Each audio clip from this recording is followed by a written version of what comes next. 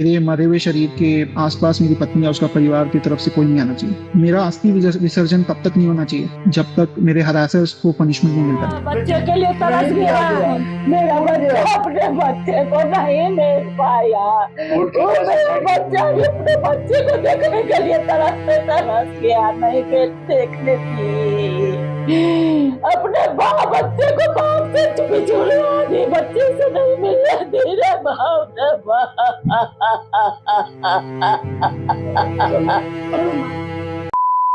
अतुल सुभाष, ये नाम आपने रिसेंटली सोशल मीडिया पे जरूर देखा होगा। इनके नाम के दर्जनों आर्टिकल भी पब्लिश हुए हैं क्योंकि 9 दिसंबर 2024 को इन्होंने अपने ही हाथों अपनी जिंदगी का अंत कर लिया और अपनी जिंदगी को खत्म करने से पहले इन्होंने 40 पन्नों का एक नोट लिखा और लगभग 84 मिनट की एक वीडियो बनाई जिसमें इन्होंने बताया कि इन्होंने इतना बड़ा फैसला क्यों लिया। आखिर क्या हुआ था अतुल सुभाष के साथ, ये जानने के लिए आपको मेरे साथ थोड़ा सा पीछे चलना होगा। ये कहानी शुरू हुई थी 2019 में। मैं आपको बता दूं कि अतुल बिहार के रहने वाले हैं। वो प्रोफेशन से एक इंजीनियर थे और बेंगलोर में जॉब किया करते थे। इनकी उम्र लगभग 34 साल थी। ये 2019 में शादी.com के जरिए अपनी पत्नी निकिता सिंघानिया से मिले थे और अप्रैल 2019 में ही इन्होंने निकिता सिंघानिया से शादी कर ली थी। शादी के थोड़े टाइम बाद निकिता सिंघानिया ने बताया कि इनकी शादी जबरदस्ती की गई है। ये अभी शादी नहीं करना चाहती थी। इनके घर वालों ने इन पे प्रेशर डाला क्योंकि निकिता के पिताजी बीमार रहा करते थे और इनके घर वाले चाहते थे कि निकिता अपने पिता के सामने ही अपना घर बसा ले। अब ये सुन के अतुल को झटका तो लगा था, लेकिन फिर भी उन्होंने अपनी फैमिली को खुश रखने का ही फैसला किया। वो निकिता की हर एक डिमांड को पूरा किया करते थे। उन्होंने बताया कि निकिता हर पूजा हर त्योहार पे 6 साड़ियां और एक गोल्ड सेट मांगा करती थी। मैं आपको बता दूं कि इस वीडियो में जो भी डिटेल मैं आपको बता रही हूँ वो अतुल सुभाष के उस 40 पन्नों के नोट्स और उनकी वो 84 मिनट की वीडियो से ली गई है। अब 2020 में अतुल और निकिता का एक प्यारा सा बेटा हुआ था। मैं आपको बता दूं कि शादी के बाद से ही निकिता के घर वाले मदद के नाम से अतुल सुभाष से कुछ न कुछ पैसे ऐठा करते थे। वो हमेशा अतुल से पैसे लिया करते थे। अब 2021 में अतुल ने उन लोगों को पैसे देने से मना कर दिया। इसीलिए अतुल की पत्नी निकिता ने अतुल से लड़ाई करना शुरू कर दिया। अब ये लड़ाई बढ़ते बढ़ते इतनी बढ़ गई कि 2021 के लास्ट में निकिता अपने 1.5 साल के बेटे को लेके घर छोड़कर चली गई। अतुल सुभाष ने निकिता को घर लाने की भी कोशिश की, लेकिन निकिता ने दहेज का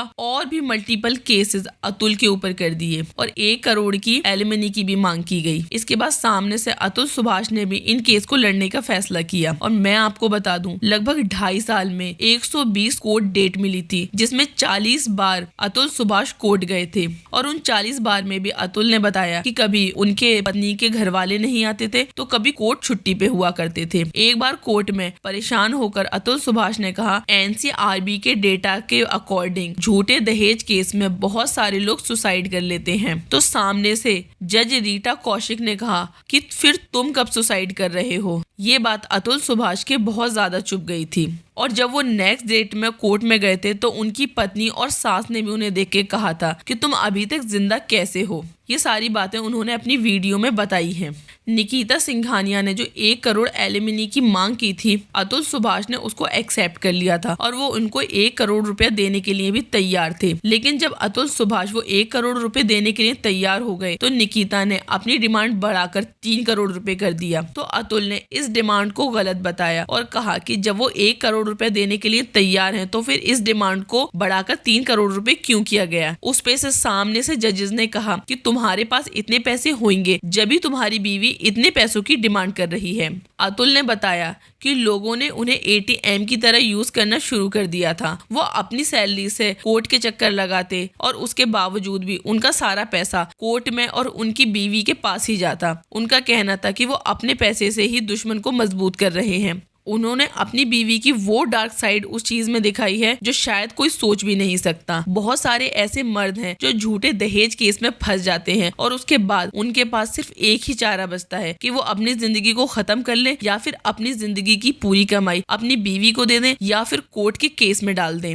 अतुल सुभाष ने अपने आप को इंसाफ दिलाने के लिए एक और बहुत बड़ी बात कही। उन्होंने कहा कि मेरी अस्थियों को जब तक मत बहाना जब तक उन्हें इंसाफ न मिल जाए, और अगर उनको इंसाफ नहीं मिलता है तो उनकी अस्थियों को कोर्ट के बाहर किसी गटर में बहा दिया जाए। अब एक आदमी कितना परेशान था कि उसने इतनी बड़ी बात कही। बहुत सारे केस इस देश में आते हैं, ट्रेंड करते हैं और फिर चले भी जाते हैं, लेकिन ये केस जो कि शायद हमें उन मर्दों की डार्क साइड दिखाता है जो कि दुनिया वाले नहीं देख सकते।